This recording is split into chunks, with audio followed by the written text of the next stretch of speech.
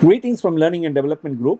Today, we are going to look at the provisions related to protected workers in the new labor codes.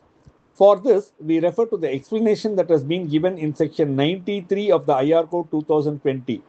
It states that a protected worker is a person who is a member or executive of a trade union or other office bearer of a registered trade union connected with the establishment. Now, is there any precaution that the employer has to take in respect of a protected workman? Yes, again, we refer to section 93 of the IR Code 2020. It states that no employer shall, during the pendency of any proceedings in respect of an industrial dispute, shall take action against a protected worker. He cannot alter or he cannot act prejudiced to the protected worker, or he cannot change the conditions of service immediately before commencement of such proceedings. He can also discharge or punish or dismiss or take any other action against such protected worker. Is there any limitation on the number of workers who has to be considered as protected workmen by the employer? Yes. For this, we refer to section 94 of the IR Code 2020. It states that 1% of the total workers employed shall be protected workers, subject to a minimum of 5 and a maximum of 100 protected workers. So, in an establishment, only 1% of the total number of workers can be protected workmen. Next, we look at the rules.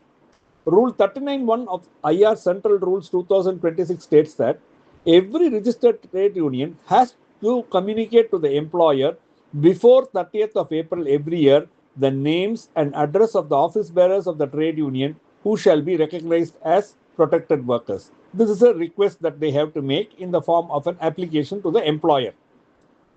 Rule 3 of IR Central Rules 2026 states that once the employer has received such an application from a trade union, he has to, within 15 days, intimate to the trade union the number of protected workmen recognized by him, and such recognition shall be valid for a period of 12 months from the date of such communication. Now, we look at Rule 4 of the IR Central Rules 2026. What happens in case there are more than one registered trade union? In case of more than one registered trade union, the maximum number shall be distributed by the employer among the trade unions so that the proportion of the protected workers remains the same in all the trade unions who are available in the establishment. And the employer shall inform in writing to the president or secretary of the concerned trade union the number of protected workmen allotted to it. So, this is the provisions related to protected workmen under the new labor codes. Thank you. வணக்கம். Learning and development குரூப்பிலிருந்து வாழ்த்துக்கள். இன்னைக்கு நம்ம ஒரு provision பார்க்க போகிறோம். அதாவது protected ஒர்க்மென் நம்ம முன்னாடியே பார்த்துருக்கோம் ஐஆர், அதாவது இண்டஸ்ட்ரியல் டிஸ்பியூட் ஆக்டில். அது இப்போ ஐஆர் கோடில் எப்படி இருக்குன்றதை பார்க்க போகிறோம். இதுக்கு எக்ஸ்பிளனேஷன் ஒன்று கொடுத்துருக்காங்கங்க செக்ஷன் 93ல். அதில் என்ன சொல்கிறாங்கன்னா, ப்ரொடெக்டட் ஒர்க்மென் ஒரு எஸ்டாப்ளிஷ்மெண்ட்டில் யாருன்னா ஒரு member of the executive or an office bearer of a registered trade union connected with the establishment. அதாவது அந்த நிறுவனத்துக்கு சம்பந்தப்பட்ட ஒரு ஒர்க்கர், அவர் எக்ஸிக்யூட்டிவாக இருக்கலாம், இல்லை ஆஃபீஸ் பேரராக இருக்கலாம், ரிஜிஸ்டர்ட் ட்ரேட் யூனியனுக்கு அவர் ப்ரொடெக்டட் ஒர்க்மேனாக கருதுறதுக்கு வாய்ப்பு இருக்குன்னு சொல்கிறாங்க. சரி, இந்த மாதிரி ப்ரொடெக்டட் ஒர்க்கனுக்கு அகெயின்ஸ்டா எம்ப்ளாயர் ஏதாவது ஆக்ஷன் எடுத்தாக்கா அவர் ஏதாவது அதில் கவனம் தேவையா அவருக்கு அப்படின்றத நம்ம பார்க்குறோம். இதுக்கு again section 93 of IR code 2020ல பார்த்தா, ஒரு ப்ரொசீடிங், ஒரு இண்டஸ்ட்ரியல் டிஸ்பியூட் முன்னாடி நடக்குதுன்னு வச்சுங்களேன், ஒரு கன்சிலேஷன் ஆஃபீஸர் முன்னாடியோ யார் முன்னாடியோ ஒரு டிஸ்பியூட் இருக்கு. அப்போ ப்ரொசீடிங்ஸ் நடந்துட்டு இருக்கும்போது அந்த எம்ப்ளாயர் அந்த ப்ரொடெக்டட் ஒர்க்மேனுடைய சர்வீஸ் கண்டிஷனை ஆல்டர் பண்ண முடியாது, இல்லை முன்னாடியே ப்ரிஜுடிஸ் பண்ணி இப்படிலாம் பண்ணலாம் அப்படின்றது அந்த ப்ரொசீடிங் நடக்கிறதுக்கு முன்னாடி எதுவுமே அவரால் செய்ய முடியாது.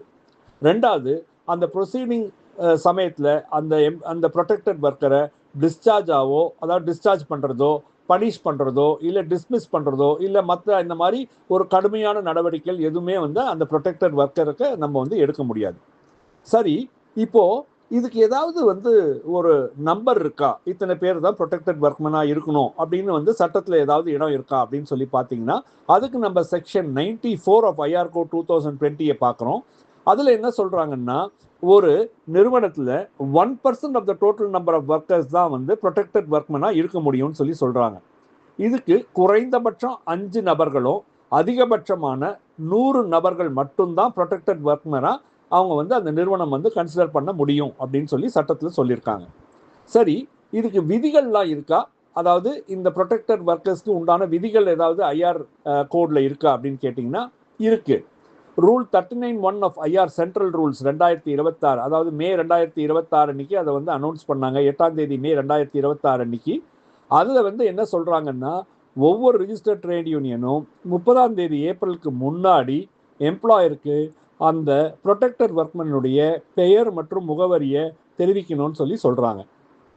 சரி, இந்த எம்ப்ளாயர் அதுக்கு அந்த அப்ளிகேஷன் வந்தோடனே என்ன பண்ணோம்னா, rule 3 of IR central rules 2026ல என்ன சொல்றாங்கன்னா, அந்த ட்ரேட் யூனியன்லேருந்து அந்த அப்ளிகேஷன் அந்த எம்ப்ளாயருக்கு கிடைக்கப்பட்ட 15 நாட்களுக்குள்ள யார் யார் வந்து ப்ரொடெக்டட் ஒர்க்மென் அப்படின்னு அந்த நேம் அண்ட் அட்ரஸ் அவங்க கொடுத்துருக்காங்க இல்லையா அந்த ட்ரேட் யூனியன், இவங்கெல்லாம் ப்ரொடெக்டட் ஒர்க்கர்ஸை நான் ரெகக்னைஸ் பண்ணுறேன்னு சொல்லி அந்த எம்ப்ளாயர் கிடைக்கப்பட்ட 15 நாட்களுக்குள்ள கம்யூனிகேட் பண்ணும். சரி, இந்த மாதிரி கம்யூனிகேட் பண்ணால் அந்த ப்ரொடெக்டட் ஒர்க்மென்ஸுடைய ஆயுட்காலம் எவ்வளோ நாள் இருக்கும்? ஆயுட்காலம்னா எவ்வளோ நாள் அந்த வேலிடிட்டி செல்லுபடி ஆகும் அப்படின்னு சொல்லி கேட்டிங்கன்னா, அது அந்த கம்யூனிகேட் பண்ண 12 மாதங்கள் வரை அது செல்லுபடியாகும்னு சொல்லி சொல்கிறாங்க. சரி, இது வந்து ஒரு ரிஜிஸ்டர்ட் ட்ரேட் யூனியன் இருந்தால் பரவாயில்ல.